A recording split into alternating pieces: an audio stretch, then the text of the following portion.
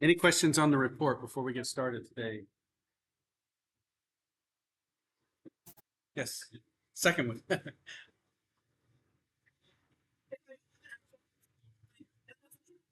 No outlier.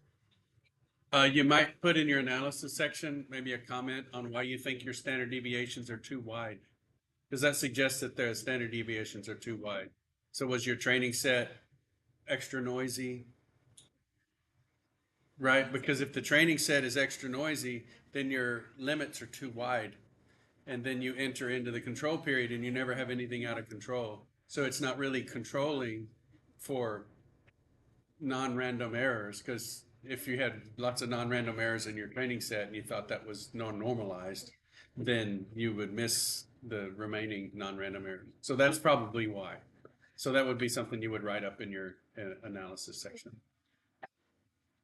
Yeah, okay. So were you doing temperatures or something? Yeah. Anyone else? Yes. Yeah.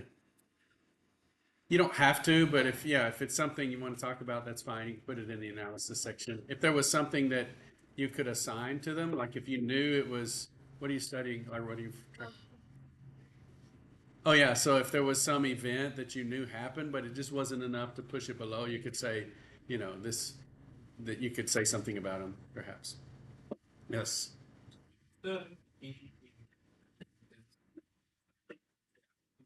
Yes.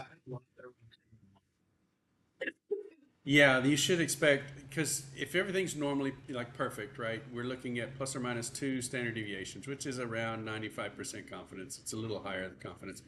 So um, that's 5% out of bounds, just barely out of bounds. We would expect that that's one out of every 20 points. So we should expect one or two in this time frame to be out of bounds, even if it was just normal variation. So that suggests if you have zero, that your training period was a little too chaotic and to push those boundaries out. And then if things calm down during the control period, then you don't have anything going in and out of bounds. And so if you don't see any outliers at all during your whole control period after the training set, then that's sort of saying it's out of control because your boundaries aren't correct. So just write that up in the analysis section. Yeah, you won't have any log entries, but then you're not chasing uh, phantom events and calling them non-random when they may in fact be random. But it just suggests that your boundaries are too wide. Now, I would just say keep those boundaries the rest of the semester, and if something does go out, then it really is an outlier because you've got very generous boundaries, and then something still went out. What is it you're tracking? Screen time. Yeah. Okay. Yeah. So that kind of fits with the semester. Are you doing daily difference or just straight up screen time? Yeah, so you know, you may have had more time at the beginning of the semester. So you might have some long screen times and so on, and then as the semester settles down and have less time for those excursions, then who knows? Maybe that's what's going on. So you might write some of that up in your analysis section. The analysis section is really yours. The other parts of the report are pretty standard. The intro, the procedure. Now, your procedures are all different because you have different websites you're going to, whatever you're tracking. If you do daily difference, write it up. But if you don't do daily difference, don't put a daily difference part in your procedure because you didn't do that. I've had that in the past, and I thought that's confusing. I think students were just following the cookie cutter approach and not like thinking about what they're actually doing. So think about what you're doing, put that in the procedure. If you do any manipulation to your data, like if you get hours, minutes, seconds, and you convert that to seconds, put that in your procedure because that's what you're doing to your data. So your procedure section will be tailored to your situation and what you do. Don't make it flowery. Don't use AI to generate an extra 1,000 words. It's not necessary. Just write what you did. Do it in scientific language, passive voice. The data was converted from hours, minutes, seconds to seconds. Okay. Anyone else? Okay. All right. That's going to be great. Okay. So let's jump in today. We're going to be talking about an overview of these substances, drugs, toxicology, and pharmacology. and how we classify drugs according to their effect or their origin or other different manners, right? And so forensic scientists, this is the thing that would bother me as a forensic scientist, is that an analytical chemist asks three questions or tries to answer three questions. What is it? How much is there? And how sure are you? That's an analytical chemist summed up in three questions. Like qualitative analysis, what is this substance? How much? Like quantitative analysis. Is it pure? Is it not pure? How much? How pure is it? And then the last one, how sure am I? That's the confidence intervals, that's the statistics, and so on. But a forensic scientist doesn't always get to go all the way to what is it. They're classifiers. And if you're really concerned with blood and you do an analysis and you say it's not blood, you're done. And that can be intellectually unsatisfying. Right? You may want to know, is it red paint? Is it food dye? What is this red thing? Um, but if it's not relevant, then you don't waste your resources and your time to tracking all the way down to exactly what is it. Okay, it's a classification. Same with how much. Is it over a certain level? That may be enough. To know exactly how much is there may not be something that you could completely pull that thread all the way to the end.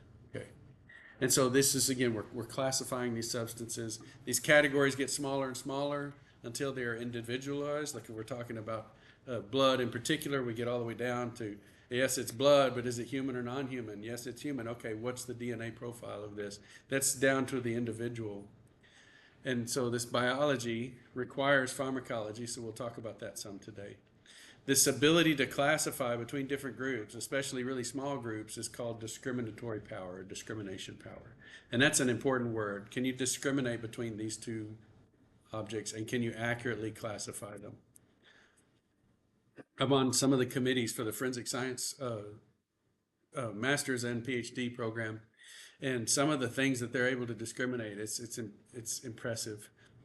Dr. Bazzini, I serve on a lot of his students' committees, and they get all the black carpet from all the models of cars, and you look at them, there's no way to tell visually the difference between all these black carpets from the automobile, but they can dig down and get the fibers, and they can analyze the polymers and the small nuances in the different pigments and so on, and they're able to classify between 15 different types of black carpet.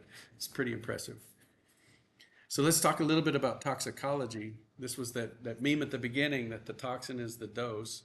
Let's talk about these different effects that you get with doses. So drugs induce a physiological change. They can be ingested. There's different routes of entry, inhaled, and so on. And they're dosed, like if it's a drug or a medicine, to dose to maximize the activity while minimizing the risk and adverse effects. And a poison is an overdosed drug, okay? And so this is a phrase that I'd like for you to take home with you. Like this, the toxin is the dose. That was something that I would always say, and my kids picked up on that. They pick up on the little phrases that their dad uses all the time, and so they'd drop a piece of food and they'd pick it up, and Jennifer would say, "Don't eat that; it's dirty." And I'd say, "The toxin is the dose." And I said, not necessarily for bacteria, because it grows. You get that in your stomach and you might regret it. Okay. And then medicines are a combination of drugs and other formulary components. We'll talk about some of those formulary components today. And then we'll get into definitions of some drugs of abuse, and those change over time. Like you might have different changing definitions of recreational or medical marijuana or other kinds of substances. So let's explore this toxin is the dose thing. Even water, something that's essential to our bodies. It is most, the abundance of our bodies. There have been some deaths that happened on campuses, not on this campus, but on many campuses nationwide in the past, where the university is clamping down on hazing, especially with alcohol. And so these groups would say, well, we're not going to haze with alcohol. We're going to have a drinking game, but it's going to be water. And so one of this student at University of California, Chico, died through a hazing event with water. He was forced to drink a lot of water and not allowed to go to the bathroom, to create discomfort. And he ended up dying. Okay. So it seems shocking that even water at the high enough dose could be toxic to the body. This is the worst case. This was a 28-year-old mother of three who died trying to get a Wii game system for her kids. It was a radio program, and they had a call-in deal. And so they had a like a remote. When they're at a parking lot or something, they had this contest, and so it was called "Hold Your Wii for a Wii." And they had all these people, and they were just drinking every 15 minutes another bottled water, and that was the problem. The water didn't have electrolytes in it, and so she drank roughly 2 gallons of water, and the radio station got sued and lost and had to settle for millions of dollars for her family, and so the problem was what they call hyponatremia. So natrium, see up here, sodium, Na, that's actually the Latin word for natrium, for sodium. We call it sodium, and it diluted the sodium in her bloodstream, and her central nervous system stopped working. Her heart and her lungs, she stopped breathing because she had diluted the signaling uh, ions for her central nervous system, and that's called hyponatremia.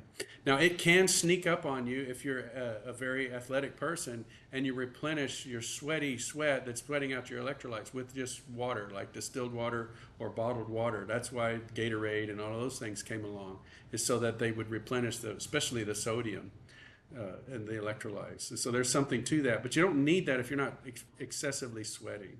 And you certainly don't need all the sugar in those drinks. So just, I'm not telling you to definitely go for the electrolytes if you don't need them. You don't need to drink a ton of Gatorade or whatever those different brands are.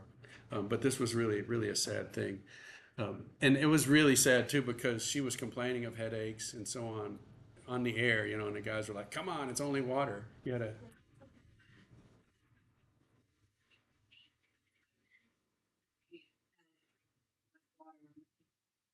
Oh, they had heard that too. They had been told that beforehand.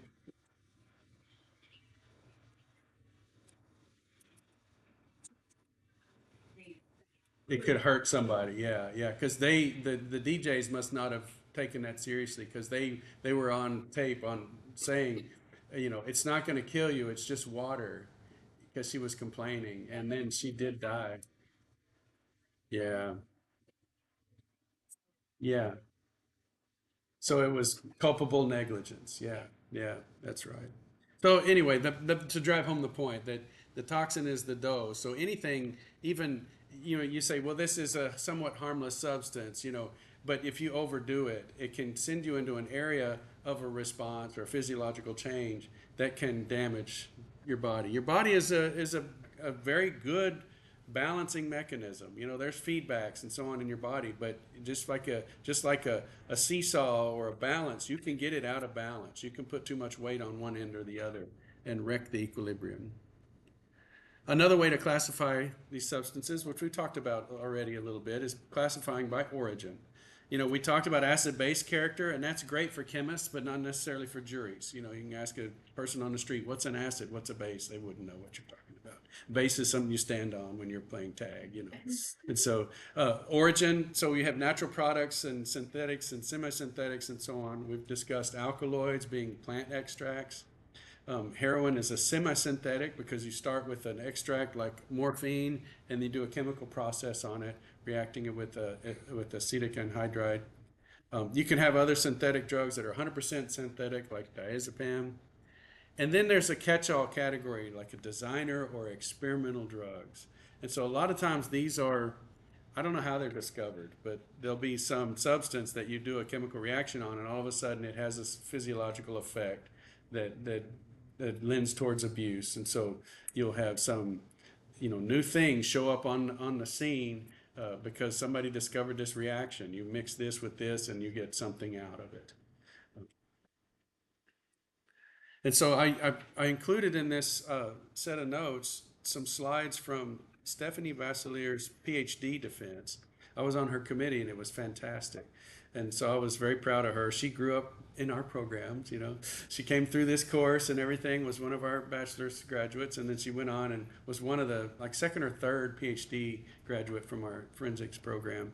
And so I was really wonderful to see just the growth in her scientific ability because I had her in PChem, I had her in forensic chem, and she was good, but wasn't like top in her class. I don't want to say anything bad, but she was good. But again, she got into her PhD program, and to see the change, the it was incredible. I was at her defense, and I was like, wow, what an incredible growth I saw over 7 or 8 years, because she was in my PChem class, and then a year later she was in forensic chem. So that's a couple of years there, and then 4 or 5 years in her PhD. It was neat to see that. So in her thesis, it's just fantastic. So um, she studied kratom, this Metragina speciosa, this plant um, that sort of came onto the market and started being marketed and sold and abused before the, the the legal system could catch up to it. And so here are the compounds that she had studied in her thesis. And so this is the main one. You can see it's 60 to 66% of the of present in the leaves. And so that's this one right here. And it's about 1/4 the potency of morphine. Okay, so that's, I mean, it may give some of the effect, the pain-killing effect, and maybe some of the euphoria that you get from an opiate, but it's not as potent as morphine. But look what happens when your body metabolizes it. So it becomes this 7-hydroxymetragenine, and now it's the metabolite is 13-fold more potent than morphine. So that's interesting. The apparent drug is not as potent as morphine, but then its metabolite is way more potent than morphine. Okay. So we'll come back to that in a little bit. There was another one too from the cat plant, these cathinones. We've seen those pop up in the terms of bath salts, and sometimes they're sold in convenience stores or whatever, and under the guise that they're bath salts. And so this is something that a bath salt is something you tear open the package and you put it in your tub, and it fizzes and foams and whatever. I don't take a lot of baths, and so I'm a shower guy, and so that's how you're supposed to use it. But people buy these bath salts and they'll snort them or eat them or inject them, and so on. And so those will create a high. It's a stimulant. Okay, sometimes MDMA will have synthetic cathinones inside, so people will abuse these in many different ways. So when you hear bath salts, don't think of that they're taking baths with these. That's just the marketing. Okay, they're actually ingesting them or swallowing them or smoking them. They're still kind of unknown in how they affect the brain. And the downside would be that they increase paranoia and they can cause panic attacks. Some of the things that people are looking for, the sociability, sexual effects, or hallucinations. But then with every positive effect, you're going to also have some downsides. And some of these haven't resulted in death. So these are some of the newer substances that we've seen, the metragenines and the cathinones. We could classify these by their effect. So what kind of physiological consequences do we have? Like analgesics, those are pain relievers, and the opiates are still like probably one of the top pain relievers. So if you're in a car accident and you've crushed your leg or something like that, and you're in such severe pain, they're going to give you morphine. They're not going to give you aspirin. Okay, and so there's different levels. This non-steroidal anti-inflammatory drugs, that's what NSAID stands for, and those are the sort of replacements for aspirin. Aspirin was the first one. It was gotten from tree bark. I forget which tree. Does anybody know the tree that aspirin came from? Maybe the yew tree, but don't quote me. But then these others like Aleve and naproxen and ibuprofen. And then you have depressants that attenuate the central nervous system. You have barbiturates, benzodiazepines, and ethanol. So ethanol is the most used drug probably in terms of attenuating the central nervous system. And then you have hallucinogens that I don't exactly know, thank goodness, what this means, like altering the perception of time. But you hear accounts of people on these hallucinogens or like mescaline. Also, this is another interesting thing here. I want to point out high dose, right? So the toxin is the dose, but also the effects can change from the doses. And so let's draw this So let's just talk about marijuana for a second.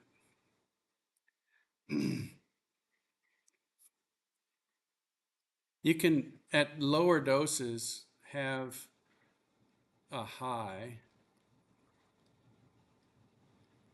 that they talk about the marijuana that was smoked in the 60s and 70s being about one like they say today's marijuana is about 5 to 15 times more potent in terms of its THC content. And think about what that means when you say times, okay? So instead of smoking a joint today, smoking one would be like smoking five in 1970 or 15.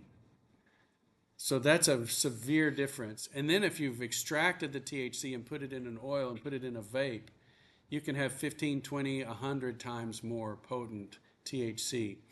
What happens when you get such a high dose is you have another response. So this is what people think of when they think of marijuana and THC. They think about getting high. But if you go past that dose, you can enter into hallucinations. So you get different effects at different doses. If you go past that, there's the evidence suggests now there's another curve here for psychosis. And psychosis is a break with reality. You have the hallucinations, and you really can't tell what's real or not. At some level, early hallucinations, you know it's a hallucination. You haven't lost your connection to reality. So you're experiencing this hallucination. You think, "Whoa, that's crazy. That's cool," because you know where solid ground is. But if you get into the psychotic region, the psychosis, you have a break with reality.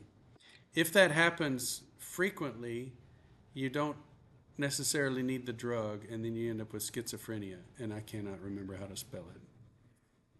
Help me out, people. Someone look it up. It's a H. Okay, that's PH.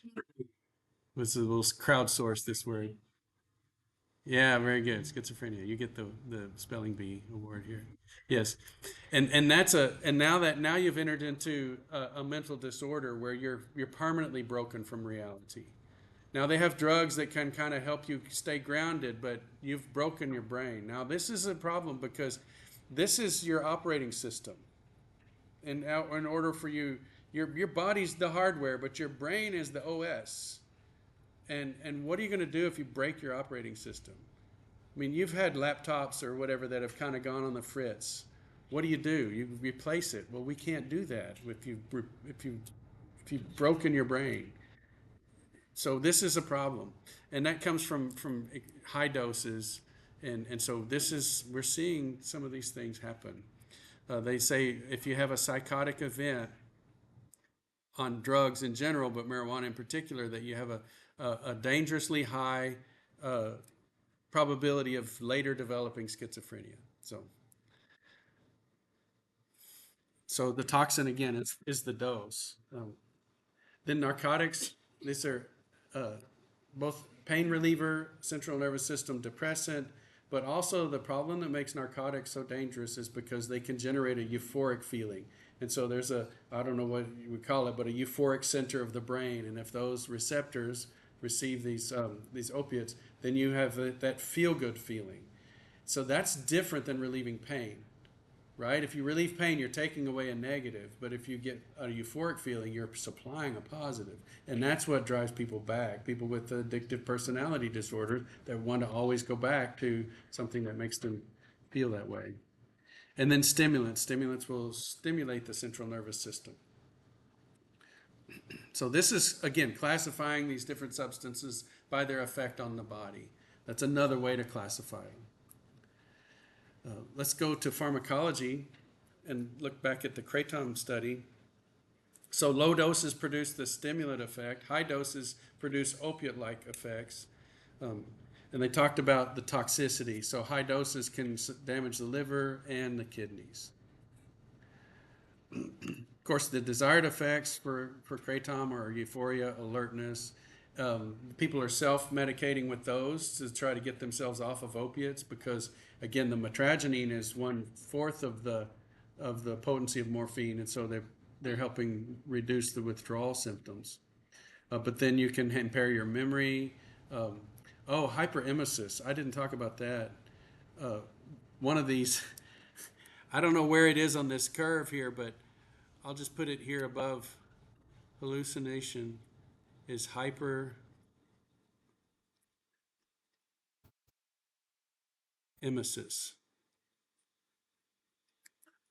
So emesis is vomiting.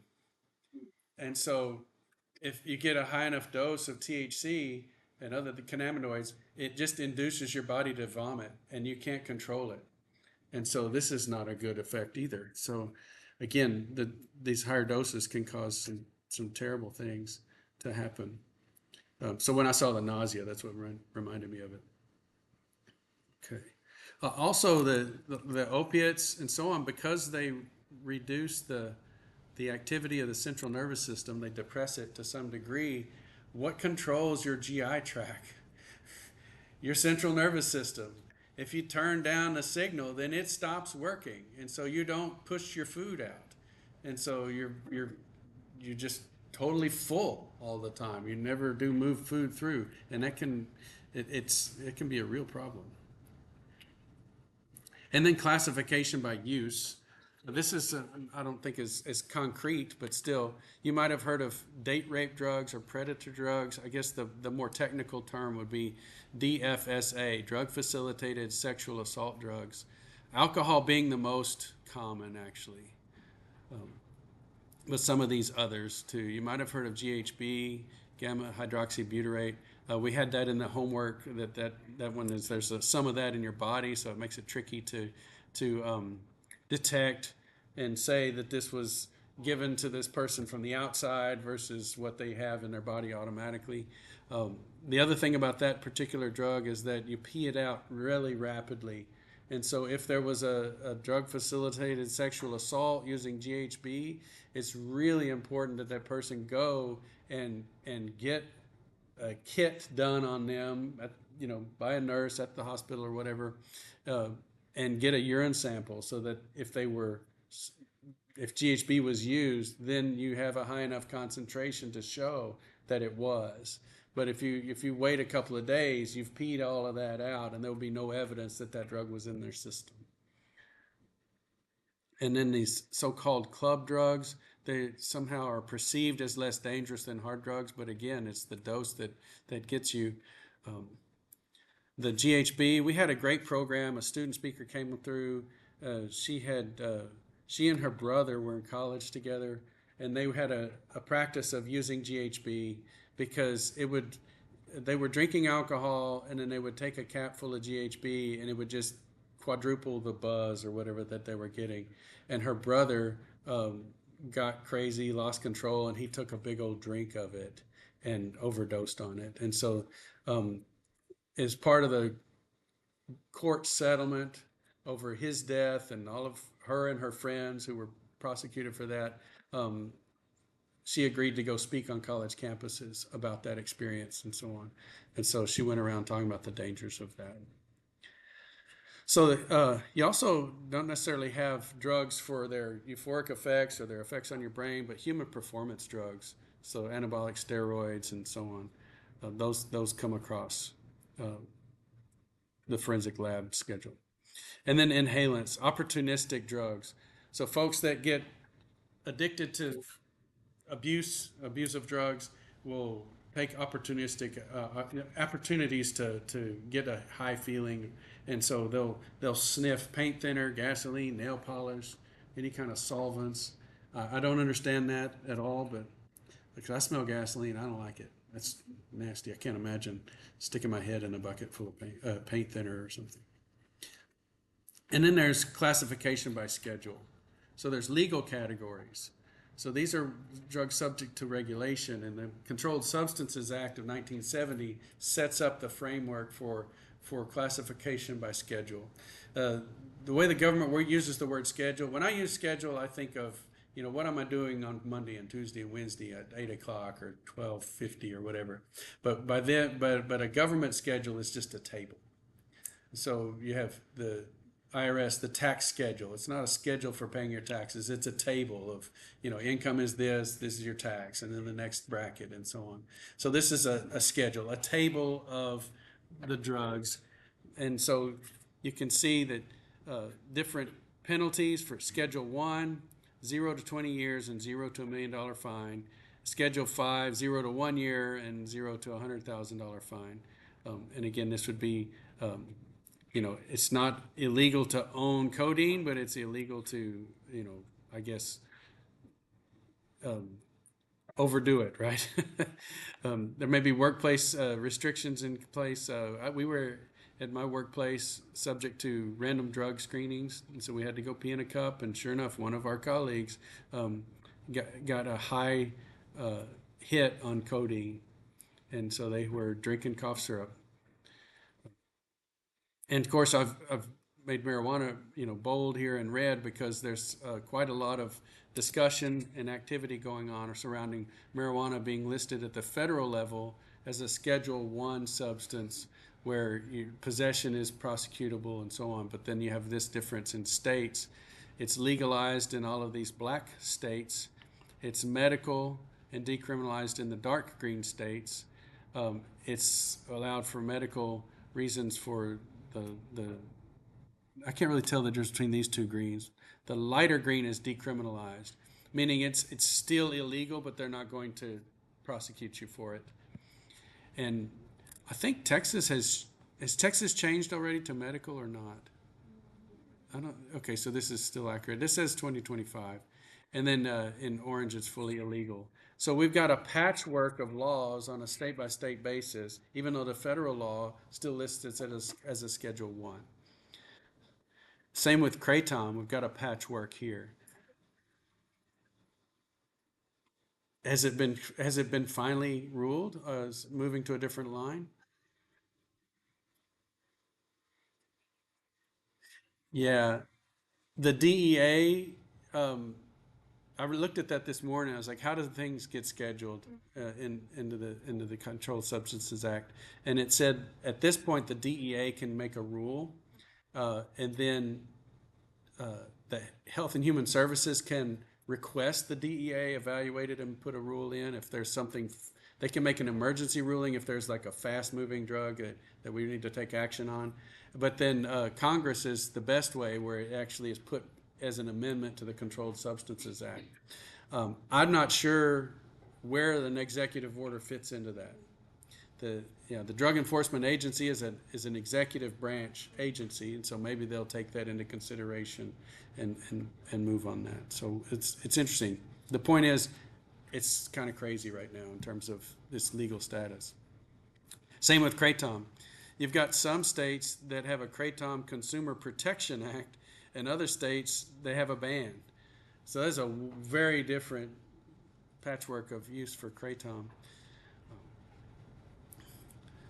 Then we can classify by evidence. This is probably your most common thing that you're going to interact with if you find yourself in a crime lab. Is things come in that can be powders, like describing the powders with the different 5Ps. So the first P is powder. Is it a white powder? Is it a brown powder? Is it tarry, oily? So like a goo or an oily substance isn't really a powder, but that's capturing its physical state. Is it a powder or a plant-like substance, an amorphous solid? If it's a plant-like substance, that's the other P, like leaves and stems and seeds. GPLM, a green plant-like material. Or V for vegetative. So green vegetative.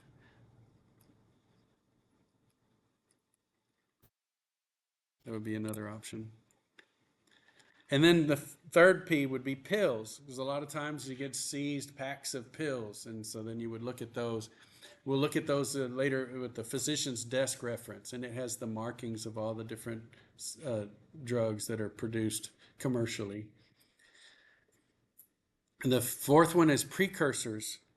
So used in clandestine synthesis of drugs. Some of these are listed because of the implications of possession. And then paraphernalia. So the equipment of abuse, like a syringe or little crack pipes and things like that, things that really shouldn't be in the glove box. Like, what is this here? You know, if I had a little piece of like a volumetric flask with a sidearm in the chemistry lab, it's less suspicious than if I had it in my glove box or hanging from the rearview mirror. Um, if I had little alligator clips and it's in my box in the second floor for all my electrical wiring and so on. If I was gonna like connect circuits and so on, an alligator clip is not suspicious. But again, if it's in your box, if your backpack or your glove box, then it might be a little clip that you would hold a tiny marijuana joint so that you could smoke the whole thing and not burn your fingers. So that's paraphernalia. So those are the 5 P's. There's some questions on the homework about those. And so then the top 4 evidence exhibits for many, many years. They'll hop around. There'll be some that supplant these, but um, suspected marijuana is number 1, or has been for years. Green plant-like matter, methamphetamine, cocaine, and heroin. There's also regional differences. So they'll move around. Like for years, Southern California was like a meth area, a lot of meth labs. And surprisingly, the Sam Houston National Forest, we have some meth labs out in the woods. And so I'm always a little wary. I don't want to scare you, but I'm personally a little nervous of hiking off into the Sam Houston National Forest because I don't want to stumble upon something. Odds are that's not going to happen because it's a big place. But I that's my non-drug induced paranoia. There you go. And then Halloween, when I was a kid, we had this too. This people that would put drugs and stuff in candy bars or apples or fruit. I haven't heard of that in decades, but there was a big scare in the 80s when I was a kid, or maybe even the 70s, that somebody had found a razor blade in an apple. And I'm thinking, you got to find that person that did that. And That's where the Candyman came. what is that? You know the like it's more like a legend, but it's actually based off of a true story. It was a guy that was putting drugs in candy. Oh, really? And in the mixes. Yeah, for his own kid. Yeah. His own kids.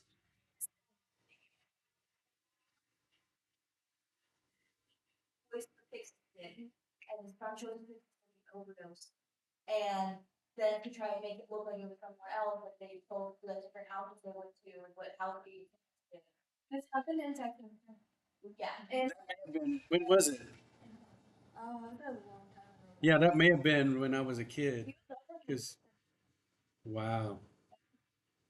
Hmm. Yeah. The place for him, isn't it? So, so then we could use the classification by evidence for non-drug components too, like cutting agents, things that are added to stretch supply. We did that, in that we had cocaine, procaine, and caffeine. Caffeine was added to stretch the cocaine because that's the more expensive piece. So you take some of that out, make it a little weaker, and then add back in a cheaper, uh, uh, uh, agent. So that would actually probably be an adulterant. So adding caffeine in, taking cocaine out and adding caffeine, that's an adulterant because it's supposed to mask the absence of the drug. Um, Adding in coffee creamer or something that's non-active just to make it look bigger, like a large amount of powder, then that would be adding a cutting agent or an excipient. Some of these things, the binding agents and buffers, this is important for actual, like commercial drug formulations and medicines. Why might you want to add a buffer to something? Let's take a painkiller that we want to make for the body, and the painkiller is a basic substance. Okay, so that means it's a base, and we want it to be long acting. So we don't want to have a spike in the bloodstream. We want it to come into the bloodstream slowly. So that's where an excipient would come in. We would surround that basic substance with something that was acidic and would not fall apart in the stomach, so that that pill ends up in the small intestine where it's slowly taken apart, and then this drug is slowly absorbed. So it would be a long acting, low dose painkiller. If we didn't have that excipient coating that protects it through the acidic stomach, then that base would be protonated and it would go right into the drug stream and you get a spike. And yes, it would relieve your headache, but it would pee out right away. And so you would have a really short biological half-life. And of course, impurities are not intentionally added. We can use some of those impurities to track profiling, like trying to find where it is. So this was some solvents that were still in cocaine. So they were able to analyze the solvent content in cocaine and look at different countries. And so in this case, 59% of cases in the USA had toluene or benzene in them, and that was like benzene was never in the cocaine in Switzerland. It was rarely in the cocaine in Canada, but it was in most of the cases in the United States. And so using residual solvent, these are impurities. They weren't added intentionally, but these drugs were probably recrystallized using organic solvents that they bought on the internet. Okay. And so let's talk about, when I was talking about this dose response and peeing it out and so on, that's when we get into the pharmacology.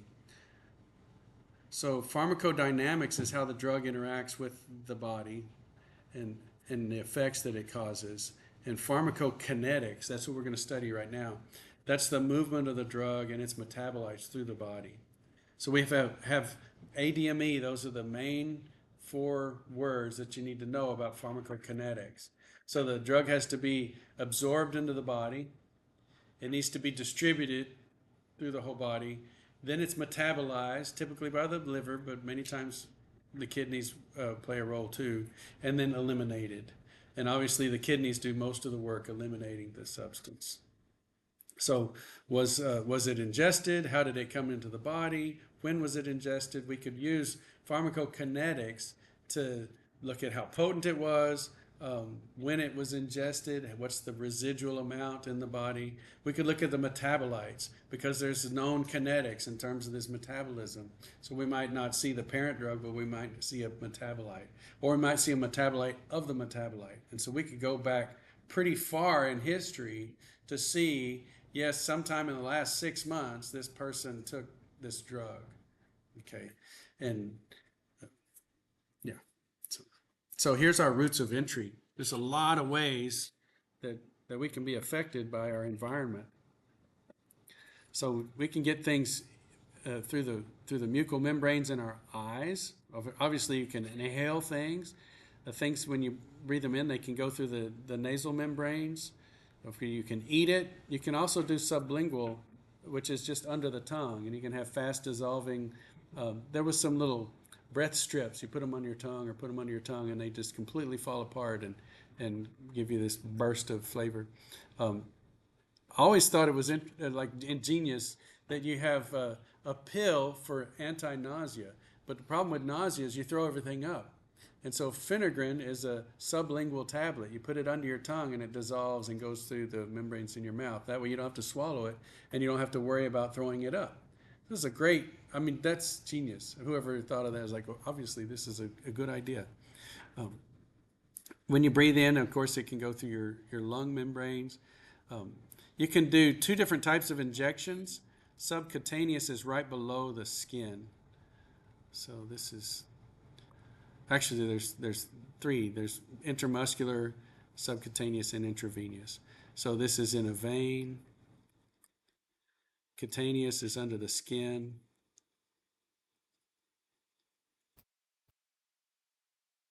And then intramuscular, that's pretty obvious. And then transdermal. Why they're showing the foot, I'm not so sure, but we have these patches. And I just want to show this. If you take a medicine, let's say we're trying to reduce fever. And so you can take an ibuprofen every, let's see, what do they say, every 12 hours or something. And so you could take ibuprofen, and then you can intersperse that with Tylenol. And what you see is when you take these pills, you see a rapid increase of its concentration, and then this first order decrease as you eliminate it. And notice these dotted lines here. That's the therapeutic window.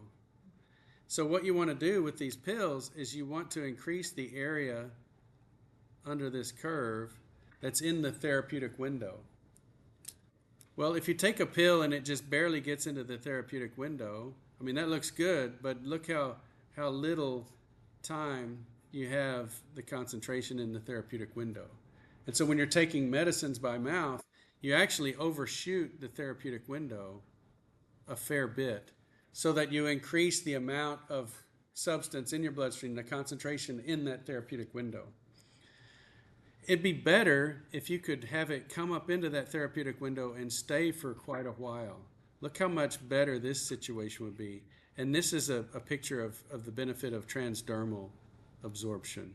So this would be a patch. So if you could take a pain patch, or like people that want to get off of smoking, they put a little nicotine patch on there. They get the nicotine up into the therapeutic window of them reducing their withdrawal symptoms. And then they start reducing those patches to deliver a little bit less and less. So that's where the patches come in. Let's look at ADME. So we have some exposure or ingestion of a substance. The xenobiotic just means it's outside the body. It's absorbed, and bioavailability comes into play here. Then it's distributed by the bloodstream. So water-soluble substances are distributed rapidly. A lot of the fat-soluble substances are not distributed very well until they're metabolized. And so let's say you have a transdermal, or you have a subcutaneous injection of a fat-soluble drug, and you have a little fat layer under your skin. You put this fat-soluble drug in under your skin, and it's there. It's not going into the bloodstream until it's metabolized. So then enzymes in your bloodstream metabolize this, put an OH on it, put an acid group on it, and now it's more soluble in water, so then it starts to be distributed. But notice how that is governed by the reaction rate of this metabolism. And so you can use the metabolism in our favor to control this distribution. Then it's metabolized further or stored in the body, and then once it's metabolized to a strongly water-soluble substance, then it's eliminated by the kidneys and peed out. And so here's what, back from Stephanie's work, here's mitragynine, and she went through and actually discovered which of these enzymatic systems will metabolize this substance. And you can see that some of these enzymes will put an OH group on it, okay?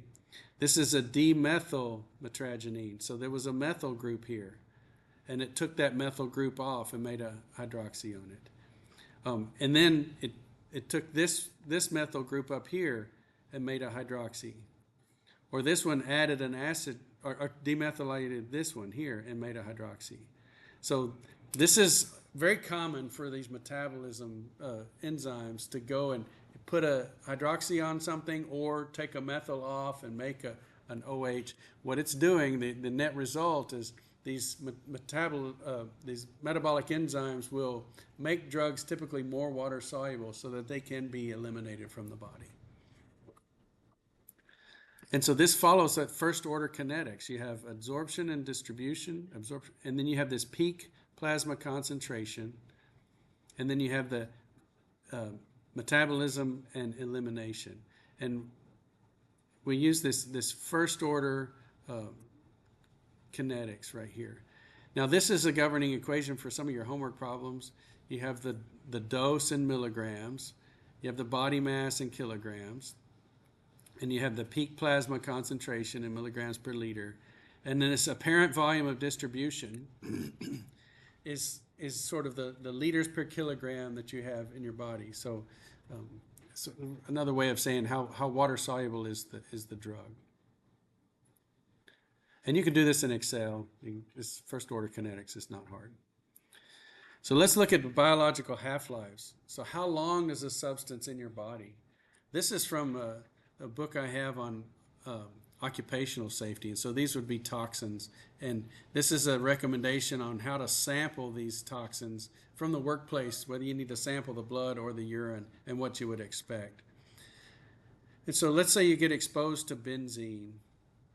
This is the biological half-life of benzene.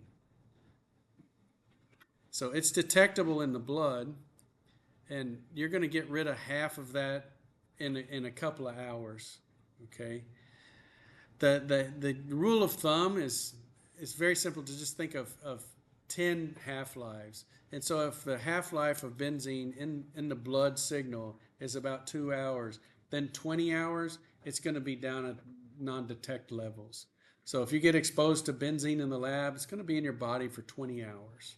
Okay. What about mercury? This is 10 hours, this is 1 week, this is 1 year, so on the order of months. So mercury's half-life would be maybe a month.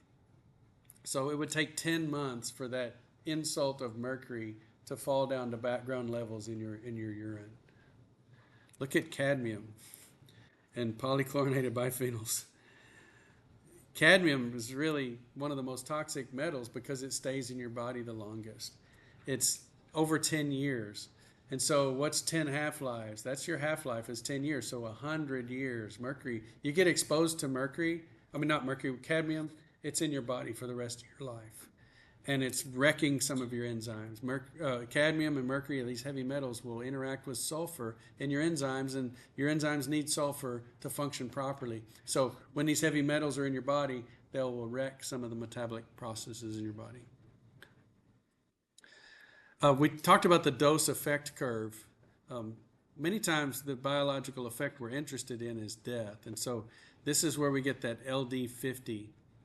So the percent lethal dose, this is right here in the middle part.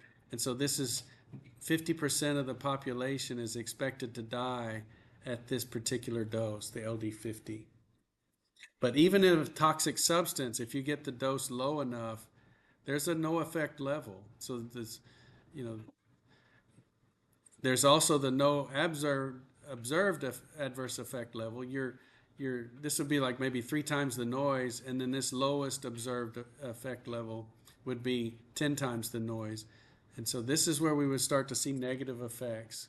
And what does this mean? If the biological effect is death, then we would start to see deaths that were caused by this substance at this LOAEL. So, and that could be, depending upon the slope of this curve, it could be down here at 10% of the lethal dose, or it could be up here like it's close to 40% of the lethal dose. Now we have, the body can play this chess game too. So most of what we've been talking about is just treating all people the same. You have a certain substance, it has an LD50, 50% of that population is expected to die, but some people are a little bit better at handling the insult, other people are less better at it. And then you have hypersensitivity or allergic reactions. And so then your body's immune system can start getting hypersensitive to certain things. And we see this a lot lately with peanut allergies, tree nuts, latex. Beware latex, because the latex allergies can sneak up on you and they can really harm you in the lab, because a lot of times lab like gloves and other kinds of things have latex in them. And my wife's cousin, was a med tech, had a promising career as a med tech, and developed a latex allergy from using the latex gloves. There's really no telling why one person would develop a latex allergy and another person wouldn't, but she had to quit that job because she couldn't be in the lab. It was so bad that her body's immune response was so bad for latex. We were at a local county fair, and we walk into the exhibit building, and in the corner of the building were latex balloons.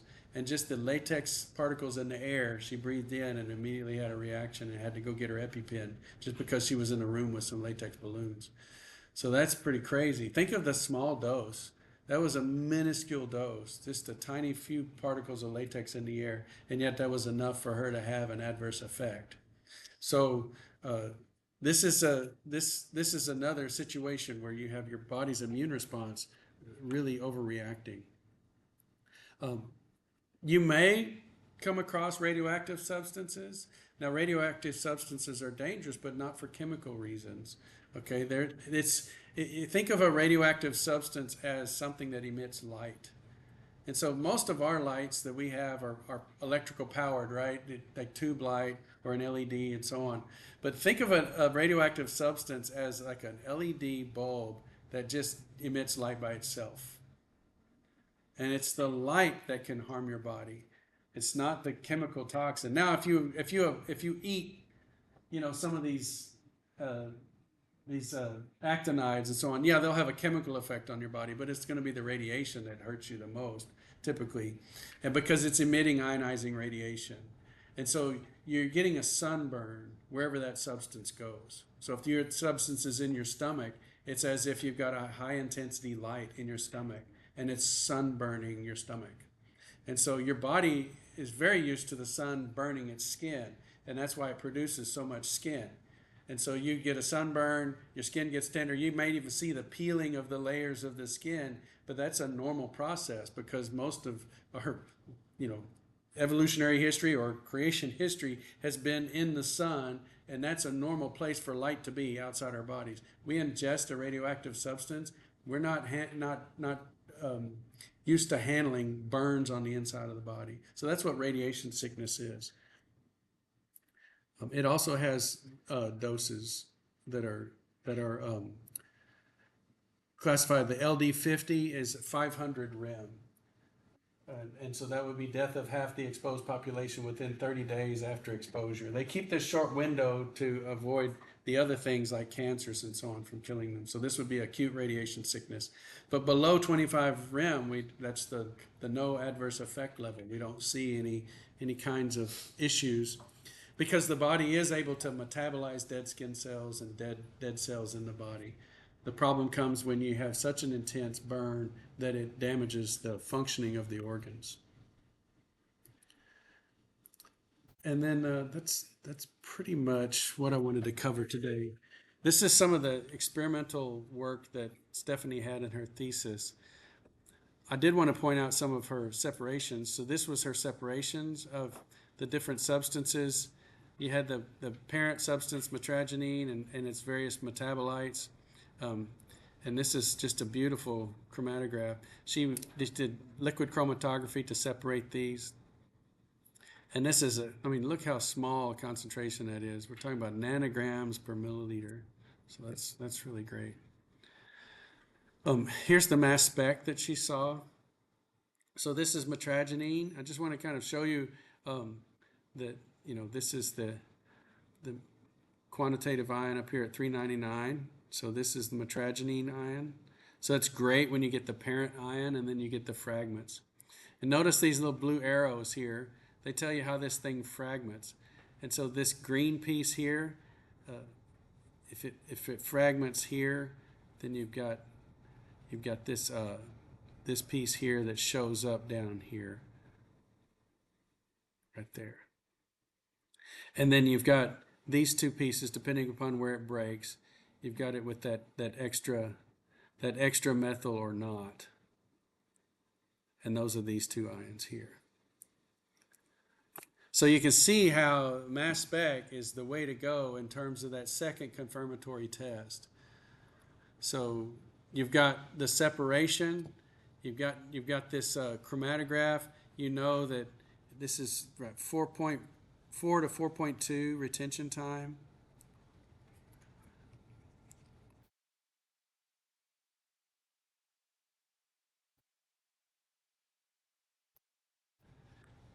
And so that tells you you've got metragenine. And then you go to the mass spec. So that's a confirmatory test number one. With this procedure, this is when metragenine comes out. Then you go to the mass spec. We see the actual mass of metragenine, the molecular ion. And then we see the common fragments. So we see this one, and this one. So it's really three tests, but we count mass spec as one.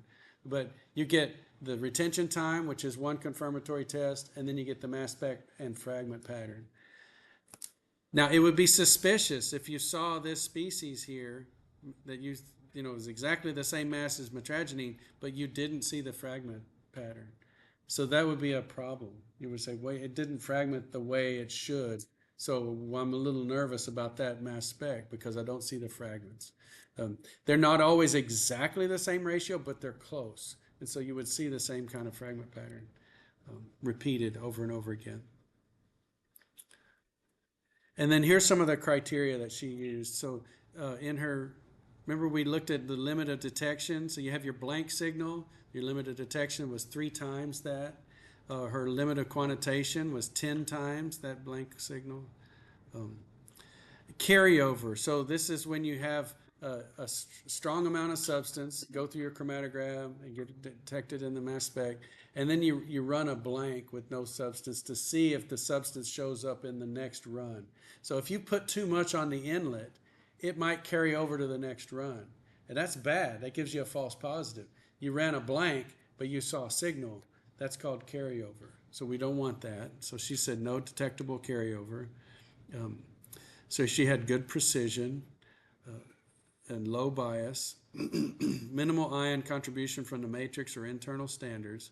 And so we didn't see much here. So this was, again, the mass spec of that green peak. And she didn't see a lot of fragments from the carrier uh, solvents or anything else, or impurities.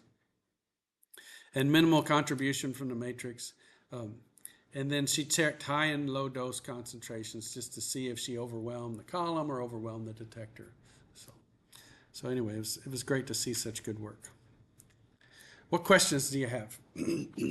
Let's recap. So this was all about classifications of drugs. What were some of the many different ways that we classified substances today?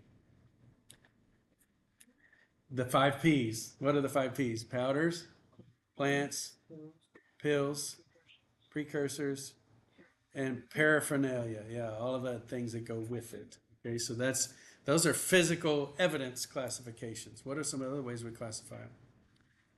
What? Effect. Was it a stimulant? Was it a depressant? Was it a psychotic agent? Hallucinogen. Yeah. Mm-hmm.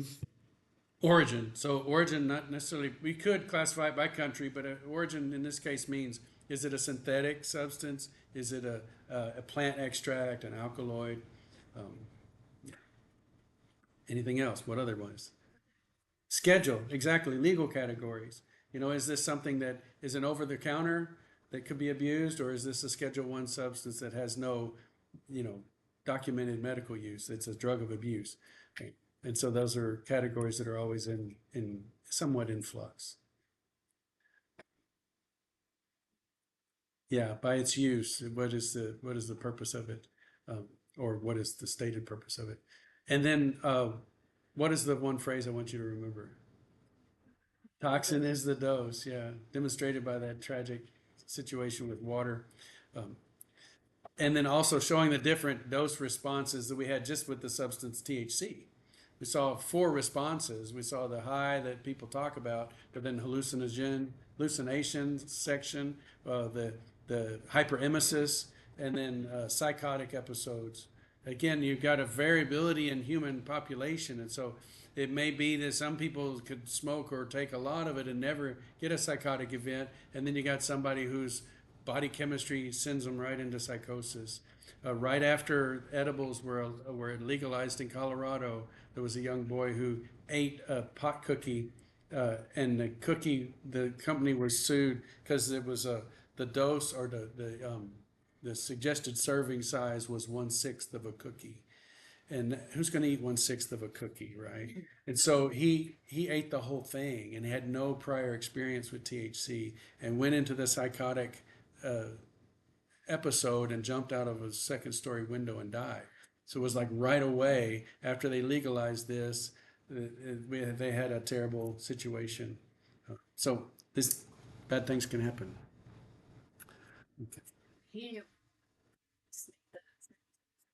Exactly. It's ridiculous. That's sort of one of our family things when we're on vacation or whatever. We'll be in the convenience store and we'll look at some. There was one candy, sugary thing or whatever, and this little package of candy, sugary sweet, was like 3,000 calories. Yeah. What? Yeah. Is it? Yeah.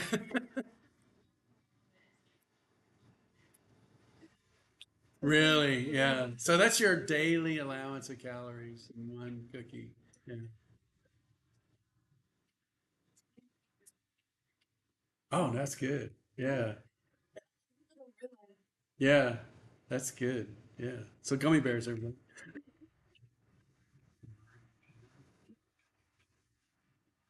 Mm-hmm. Okay. Yeah, that's good. That's good tips. We got gummy bears, flavor, low calories, lifesavers. Yeah.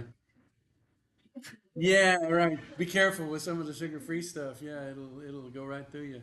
Um, and I've started kind of backing off on the sugar substitutes too, because I was just putting a lot of those chemicals in my body, and was like, what are these going to do to me, you know? And so I don't know. I got paranoid about that a year ago or whatever, and I just went off of all the Coke Zeros, all the zero drinks, like cold turkey, and then 2 months later, I had one, and it tasted like straight up organic lab. Yeah. It was like, how did I ever like this? You know, it just reset my taste buds.